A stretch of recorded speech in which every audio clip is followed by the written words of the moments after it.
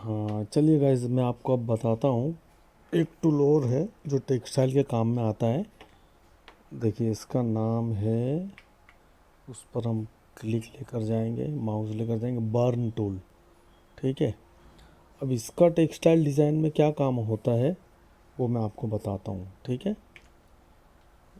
अभी मैं एक पाथ टूल से ये लीफ बनाता हूँ, है ना, और आपको दिखाता हूँ कि इसका क्या काम है। ओके। अब इसका हम सिलेक्शन बनाएंगे और बी टूल से लाइन है, शिफ्ट बी से, फिर से शिफ्ट बी से हम लोग ब्रश टूल लेंगे। बराबर, देखो यहाँ पर बता रहा है ब्रश टूल। ठीक है गाइस। अच्छा, ये ब्रश टूल जो है हम बड़ा करेंगे और उसको दो, इसकी ऑपोसिटी हम 2 करेंगे तो वहाँ पे 20% हो जाएगा, जैसा कि मैं आपको आगे बता चुका हूँ। ये 2 दबाया तो यहाँ पर देखो 20% हो गई है। अब ये 20% से मैं घेरे बनाता हूँ। ठीक है। अभी इसको, इसका जो फ्लो है मैं थोड़ा कम करता हूँ। यहाँ से देख लेता हूँ इसमें कुछ प्रॉब्लम तो नहीं है। नहीं है। अच्छा गाइज, ये देखो, ये ग्रे स्केल इस तरीके से बनती है 20% से। बराबर। और इसका मैं टेक्सटाइल में कैसे यूज़ करता हूँ वो मैं आपको बताता हूँ। देखो अब ये जो है, इसकी जो इसकी जो एज है, ये जो लाइन चल रही है यहाँ से यूँ, इसको मुझे सिर्फ डार्क करना है। तो मैं क्या करूँगा, ऑल्टर एस एम बी। तो यहाँ पर मुझे बॉर्डर, एक हल्की सी बॉर्डर को डार्क करना है। वो भी होगी कम से कम 30 पिक्सल की। देखिए इसको हम थोड़ी और बढ़ा देते हैं, 50% कर देते हैं। ऑल्टर एस एम बी, आप इसको लिख लीजिए, ऑल्टर एस एम बी। बराबर है, ये शॉर्टकट की है।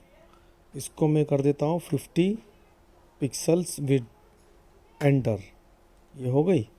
अच्छा, अब मैं इसके अंदर इसको, देखो ये स्मूथ रहता है ये। इसको अगर मैं डिलीट करूँगा ना, ये कंट्रोल ऑल्टर राइट क्लिक से, तो ये इसकी धारी को स्मूथ कर देगा, क्योंकि ये सिलेक्शन जो होता है, देखो अब मैं इसको सॉलिड करता हूँ तो ये कैसा होता है वो देखते हैं। कंट्रोल शिफ्ट राइट क्लिक, तो ये ऐसा हो जाएगा। ठीक है। लेकिन हमको ना ये चाहिए ना ये चाहिए, हमको यहाँ पर हल्की से एक डार्क ग्रे स्केल बनाना है इसी की। ठीक है। अब देखो मैं इसमें हाफ टोन देकर बताता हूँ आपको। ये कंट्रोल सी, ये हाफ टोन बाद में बताऊँगा, लेकिन यहाँ पे डाल के बताता हूँ।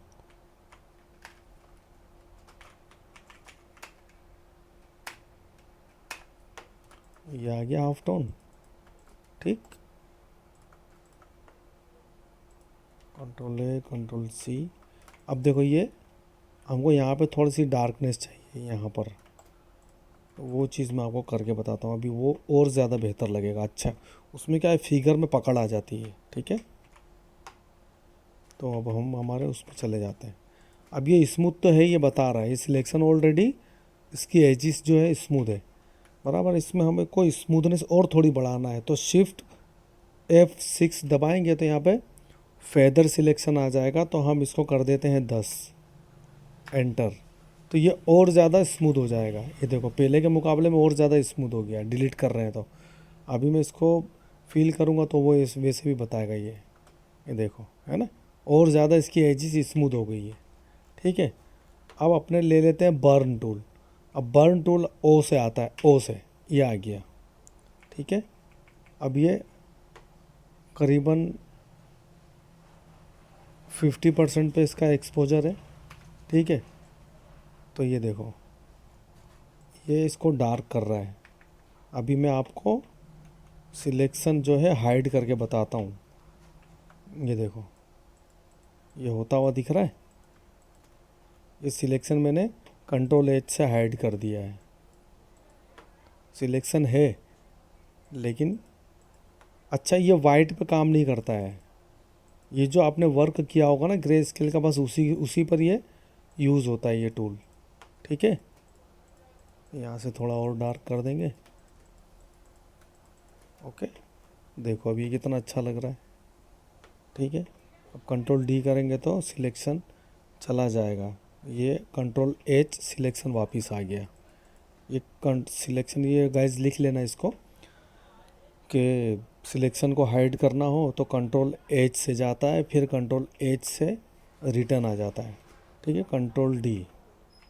अब हम इसको हाफ टोन डाल के देखते हैं। अच्छा देखो, वो पहले वाला हाफ टोन यहाँ डाल के देखते हैं, ये रहा। ठीक है, अब दूसरा वाला डालते हैं।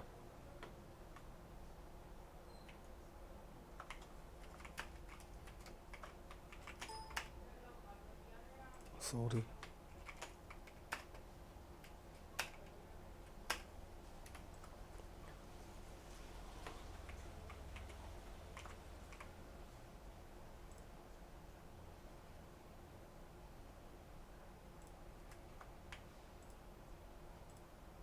अब इसको हम एक बार फिर से सिलेक्शन करके डिलीट करते हैं और इसी पर इसको पेस्ट कर देते हैं।